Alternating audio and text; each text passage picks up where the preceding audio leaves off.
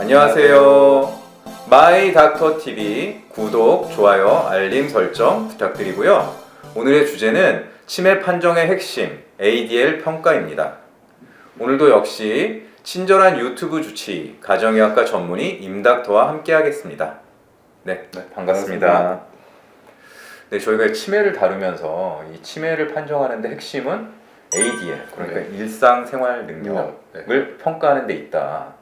이런 이제 말씀을 하셨는데, 그래서 일상생활 능력을 어떻게 평가하지? 그런 궁금증이 있었어요. 그러니까 우리가 일상생활 능력 이렇게 하면은 그럼 요거를 어떻게 평가를 할 거냐. 그래서 많은 이제 의료기관이나 이제 이런 부분들에서 평가 기준들을 만들어 왔는데, 이게 기관마다 조금씩 다르긴 해요.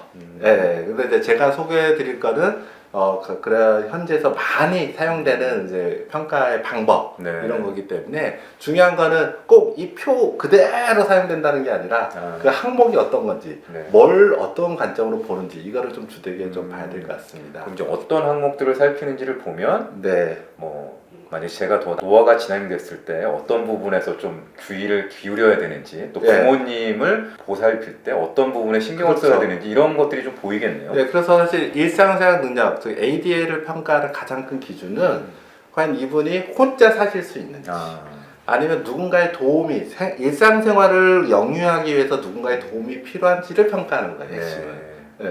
그래서 이걸 평가하는 가장 할 때 이 베이직 ADL, 가장 기본적인 ADL이라는 게 있거든요.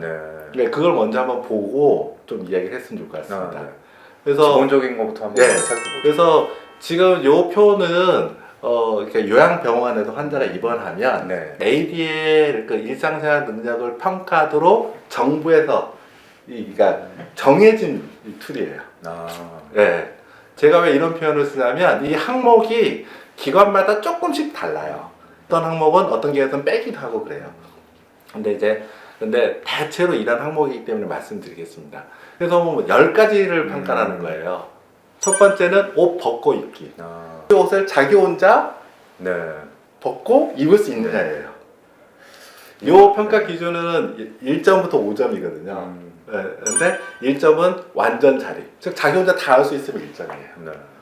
5점은 전적인 도움. 전적인 도움은 혼자는 못해요. 쉽게 말하면 이제 우리가 마비인 분이 이제 대표적인 거겠죠. 그 다음에 감독 필요라는 게 있어요. 이거는 돌보는 사람 입장에서는 UPD가 옷을 입잖아요. 그럼 보는 거예요. 보다가 힘든 부분이 있으면 그때만 살짝 도와주는 거죠. 문제가 있는지 없는지 이런 게 뭐. 그 다음에 약간의 도움이란 거는 뭐 예를 들면 뭐 옷을 입을 때 여기 살짝 항상 뭔가 이렇게 도와준다든가, 옷을 벗으면 이렇게 했을 때 이 손을 이렇게 올려야 될 거 아니에요? 그럴 때 도움이 필요한다든가, 팔을 넣을 때 이렇게 좀 옷을 잡아준다든가. 그 다음에 이제 완전 전적인 도움은 아니지만 많이 도와줘야 그 행위를 할 수 있다. 이게 상당한 도움이 이렇게 되는 거죠. 그렇게 기준으로 삼는 거예요. 두 번째는 세수하기. 세수하기를 혼자 할 수 있느냐? 못 하실 수도 있죠. 완전히 해드려야 되냐? 할 수는 있는데 약간은 도와드려야 되느냐? 감독 이렇게 필요해서 도와드려야 되느냐? 이걸 보는 거죠. 세 번째가 양치질하기. 네 번째가 목욕하기. 그 다음에 식사하기. 식사를 혼자 드실 수 있느냐? 식사하기란 거는 식상이 차려진 밥을 본인이 다 뜨고 드실 수 있느냐? 아니면 전적인 도움은 주로 코출을 하시거나 이런 거고요. 그 다음에 거의 떠드려요. 완전히 다 떠드리고 해야 되는 그런 경우를 얘기하는 거죠. 그 다음에 체위 변경학이라는 것은 이제 침상에 누워 있을 때 본인이 이렇게 좌우로 체위를 변경해서 혼자 힘으로 할 수 있느냐, 아니면은 할 때마다 도와드려야 되느냐, 아니면은 본인은 전혀 못하고 간병인이나 아니면 돌보는 사람이 전적으로 해줘야 되느냐, 이렇게 보는 거죠. 그 다음에 이제 7번째 항목이 일어나 앉기. 일어나 앉기라는 것은 침상에 누워서 본인이 일어나서 앉을 수 있느냐. 옮겨 앉기는 그겁니다. 제가 여기 앉아 있잖아요. UPD 있는 자리로 옮겨 앉을 수 있느냐. 일단 앉은 상태에서 다른 자리로 옮길 수 있느냐. 그 다음에 방 밖으로 나오고, 제가 여기서 방 밖까지 혼자 힘으로 나갈 수 있느냐. 그 다음에 화장실 사용하기. 이걸 할 수 있느냐 이거죠. 이렇게 10가지로 봐요. 그러면 이걸 왜 기본적으로 하면 보시면 알겠지만 이거는 우리가 뭐 직장 사회생활하는 활동이 아니에요. 네. 정말 기본적인. 네. 그 흔히 말하는 이제 위생이라고 하잖아요. 개인 위생과 관련돼서 기본적인 거를 이분이 본자 할 수 있느냐 능력이 그렇지 못하냐 도움이 필요하냐 이걸 보는 거죠. 네. 그러니까 일상생활에서도 아주 기본적인, 네. 정말 기본적인 그런 일상생활이 되겠네요. 네. 그래서 그 흔히 말한 ADL은 이거를 얘기하고요. 네. 기본적이다. 베이직 ADL이라고 표현하는데 우리가 돌봄이 굉장히 필요하신 분들이 있잖아요. 이런 분들의 경우에서 개인 위생을 하는 가장 기본적인 그 생활을 영위하기 위해서 돌봄이 필요한가를 평가할 때 이 툴을 쓰는 거죠. 근데 이거 항목만 놓고 보면 네. 그거는 치매가 아니라 어떤 노화에 따라서 신체 능력이 굉장히 저하된 분들도 이게 다 안 되실 것 같아요. 아니, 일상생활 능력이 평가 기준이라는 거는 치매 때문에 나온 게 아니고요. 돌봄이 필요한 필요하냐? 모든 분한테 아니냐? 이제 평가되는 거예요. 네. 그럼 돌봄이 필요한 것은 왜 돌봄이 필요하냐? 어떤 부분에 필요하냐? 이걸 평가해야 되잖아요. 그래서 이 기본적인 ADL에서 돌봄이 필요한 이성 분들은 정말 이분이 자기의 그 생명을 어떤 이제 유지하기 위해서 누군가 돌봄이 계속 좀 필요한 거죠. 네. 네. 알겠습니다. 근데 이제 보시면 알겠지만 요걸 가지고 문제된 여기에 도움이 필요한 분은 사실은 우리가 일상생활이 굉장히 저해된 분이잖아요. 그렇죠. 네네네. 네. 그러다 보니까 그럼 이제 요거를 아주 기본적이라고 하면 이제 도구적 일상생활 능력이라는 게 있어요. 아, 그거는 기본적인 거는 되지만 네. 이 도구를 사용한다든지 뭐 이런 그래서 한번 고난도인가요? 네, 한번 네.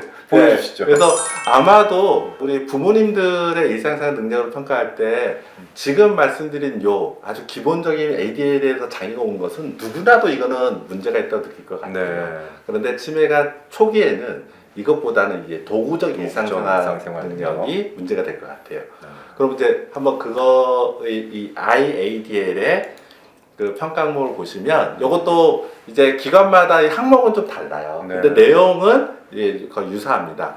첫 번째는 몸 단장이에요. 아, 그래서 아까랑 비교하면 아까는 옷을 단순히 입고 네, 벗기잖아. 이거는 그게 아니다. 머리 정돈 빗질을 할 수 있느냐. 본인이 할 수 있느냐. 여기는 크게 한 3단계로 되게 평가를 해요. 혼자 할 수 있느냐. 전적인 도움이 필요하자. 약간의 도움이 필요하냐. 약간의 도움은 여러 가지입니다. 빗질을 이렇게 할 수는 있는데 본인이 빗을 갖다 줘야만 할 수 있는 경우가 있어요. 아, 이 약간의 도움의 형태가 여러 가지예요. 네. 그 다음 화장을 혼자 할 수 있느냐. 아까 ADL과는 많이 다르죠. 그렇죠. 네. 그 다음에 면도, 남성의 경우 면도, 그 다음에 손톱, 발톱 깎기를 혼자 할 수 있느냐. 이걸 보는 거죠. 두 번째 항목은 집안일이에요. 집안의 실내 청소, 설거지, 친구 정리. 흔히 말하는 우리가 집안일이라고 하는 것을 혼자 할 수 있느냐. 아니면 도움이 필요하냐. 아니면 이분은 집안일은 본인이 못하느냐. 여기서 보시면 알겠지만 IADL이 전적인 도움이 필요하신 분의 경우에는 ADL, 아까 말했던 기본적 ADL을 다시 평가를 해봐야겠죠. 네. 그 다음에 아까 그 기본적인 ADL에서는 아까 식사하기 네, 상이 자기가 다 밥 차렸는데 먹는 거. 네. 밥을 먹을 수 있냐를 봤다면 지금 여기서는 본인이 음식을 스스로 준비해서 요리를 하고 상을 차릴 수 있느냐를 보는 거예요. 네. 그 다음에 빨래하기. 그 다음 외출은 이제 크게 두 가지로 나눠요. 그래서 교통수단이 없이 걸어서 도보로.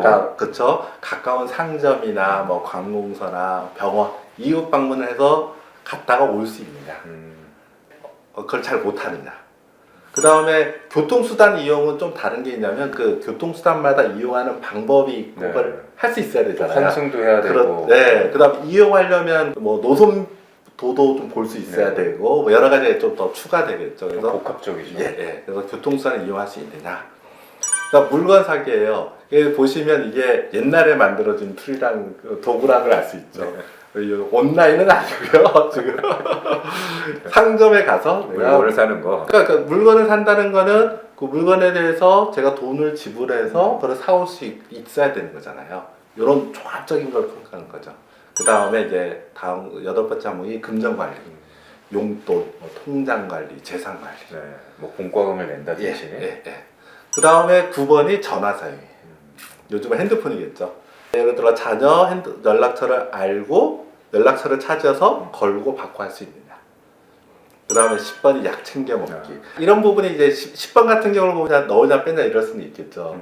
근데 요거를 넣는 이유를 보시면 노인분이 주된 대상인데 이 분이 혼자 집에서 일상생활을 자기가 하실 수 있느냐 없느냐 요거를 평가하는데 필요한 일상생활 사회 활동과 관련된 내용이 들어가 있다는 걸 알 수 있어요. 그러다 보니까 약 챙겨 먹기라는 항목도 들어가는 거죠. 본인이 시간에 맞춰서 챙겨 먹을 수 있는 없느냐. 이게 안 되면 더 보살핌이 돌봄이 그와 필요한 관련된 거죠. 도움이 필요하겠죠. 네, 그래서 이런 항목이 어떤 항목이 들어갈 거냐 말 거냐가 사실은 이게 무슨 아주 객관적일 수는 없어요. 네. 그 사회에서 봤을 때 도움이 필요하냐 안 필요한가를 고른 거죠. 그런데 이제 역으로 말씀드리면 우리가 이제 치매가 진행됐을 때는 일상생활 장애가 보이잖아요. 가장 두드러진 것은 만약 직장이 있거나 아니면 사회생활 하시는 분은 사회생활에서 먼저 많이 드러나겠죠. 낯선 환경도 많을 테고. 근데 그러지 않은 경우에는 들어갈 게 이제 어떤 이런 도구적 일상생활 여기에서 문제가 된다면 이분이 생활하시는 데 문제가 생기는 거잖아요. 네. 그렇기 때문에 거기에서 우리가 아 이게 문제구나. 그래서 도움이 필요하는구나 이거를 보게 되는 거죠. 네. 그럼 이것도 이 어떤 돌봄이 필요한 기준점 이런 게 있나요? 그러니까 이거는 일상생활 능력에 대해서 평가하는 하나의 도구잖아요. 네. 그럼 이걸 어떻게 활용할까 하는 것은 활용하는 곳에 달려 있는 거예요.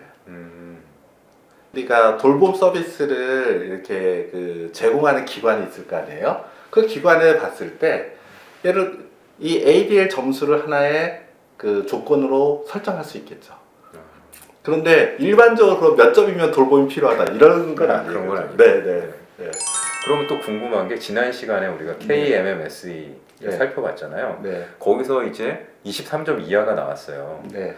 근데 이 도구적 일상생활 능력을 평가해봤더니 그닥 문제가 없다. 네. 그럴 수도 있는 건가요? 아 그런 경우가 있을 수 있죠. 네. 그게 이제 경도인지 아. 인지장애가 그런 경우에 해당되는 거잖아요. 그렇게 네. 되면 치매는 아니고 네. 경도 인지 장애다 이런 식으로 판정이 되는 건가요? 그렇죠. 네. 그런데 이제 우리가 이 일상생활 능력이라는 걸 보시면 아까도 그 치매 때도 말씀드렸지만 인지장애가 심해지면 일상생활에 장애가 안 생길 수가 없어요. 그러니까 인지장애, 기억력 장애만이 아니라. 네. 그래서 만약 KMMSE 점수가 예를 들어 23점인 내일 경우에는 이게 두드러지지 않을 수 있지만 가령 MMSE 점수가 뭐 15점이다. 그런데 ADL은 뭐 괜찮게 나온다. 이런 경우는 없죠. 없다. 네. 네, 오늘 일상생활 능력 평가에 대해서 살펴봤는데 뭐 마지막으로 강조하고 싶은 게 있다면? 강조라기보다는 이제 우리가 일상생활 장애가 있다. 이거를 그럼 어떻게 확인할 거냐. 저는 그러니까 우리가 이 혈액 검사에서 예를 들어 빈혈 수치가 12 이하면 빈혈이고 이런 식으로 자를 수 있는 특정한 수치가 없는 거예요. 그러다 보니까 이 평가라는 건 하나의 수단이고 도구잖아요. 그러면 예를 들어 우리가 이제 대상이 되시는 분을 봤을 때 이분보다 이분이 일상생활 능력은 더 괜찮다, 더 나쁘다. 또는 이분이 작년보다 올해 일상생활 능력이 더 나빠졌다. 아 이거 좋아졌다. 이거를 얘기할 때 이거를 좀 더 객관적으로 얘기하기 위해서 이런 툴, 도구를 활용하는 거다. 이렇게 좀 생각을 하시면은 저는 도울 것 같고요. 그렇기 때문에 이게 도구이기 때문에 우리가 일상생활 능력이라는 것을 요런 도구를 이용해서 어떤 프리즘이죠. 이런 프리즘을 통해서 보니까 좀 더 우리가 분석적이고 좀 정확하게 평가할 수 있겠구나. 이렇게 좀 생각을 하시고 그래서 뭐 부모님들의 일상생활 능력을 한번 평가할 때 자녀가 생각할 때도 이 수단을 한번 참고하시면 도움이 될 것 같습니다. 임 닥터가 이야기해준 도구적 일상생활 능력 측정 항목 10가지 여기서 우리 부모님이 조금 뭔가 이상행동을 보이신다. 그럼 아주 민감하게 그렇죠. 반응할 필요가 있겠네요. 그 원인이 뭔지 이거를 찾아볼 필요가 있는 거죠. 그게 꼭 치매 때문이 아닐 수도 있어요. 근데 어떤 원인이든 사실은 이 IADL에 문제가 있다. 그런 원인을 찾으실 필요가 있는 거죠. 그러니까 꼭 치매가 아니더라도 저런 10가지 항목 중에 뭔가 문제가 생기시면 돌봄이 필요한 그런 상황으로 가실 수도 있는 거잖아요. 그러면 꼭 치매 때문이 아니라도 우리 네. 부모님을 잘 돌보기 위해서 네. 관심을 가져야 되는 항목인 것 같습니다. 그러니까 또 연관해서 말씀이지만, 그러니까 그 부모님 돌봄과 관련해서, 그러니까 돌봄이 필요한 상황이 여러 가지가 발생할 수 있는데, 혼자 결정하지 않아 형제 자매끼리 또 결정을 해야 될 경우가 있잖아요. 네. 그럴 때도 사실은 이런 도구가 이런 데 문제되기 때문에 필요하다. 이런 게 사실 이제 서로 얘기를 쓸 수 있는 이제 수단이 되는 거죠. 네. 네, 그렇게 생각하시면 좋을 것 같습니다. 알겠습니다. 네, 오늘은 친절한 유튜브 주치 가정의학과 전문의 임닥터와 함께 치매 판정의 핵심, 일상생활 능력 평가에 대해서 살펴봤는데요. 자, 다음 시간은 뭔가요? 이제 그 치매 우리가 진단이 된 경우에 이 현재 치매 상태의 중증도에 대해서 한번 종합적으로 평가하는 또 도구가 있어요. 네, 그 중에 하나가 GDS라는 척도거든요. 네. 그래서 그 GDS 척도에 대해서 함께 알아보도록 하겠습니다. 네. 다음 시간도 기대해 주시고요. 긴 시간 시청해 주셔서 감사합니다. 감사합니다.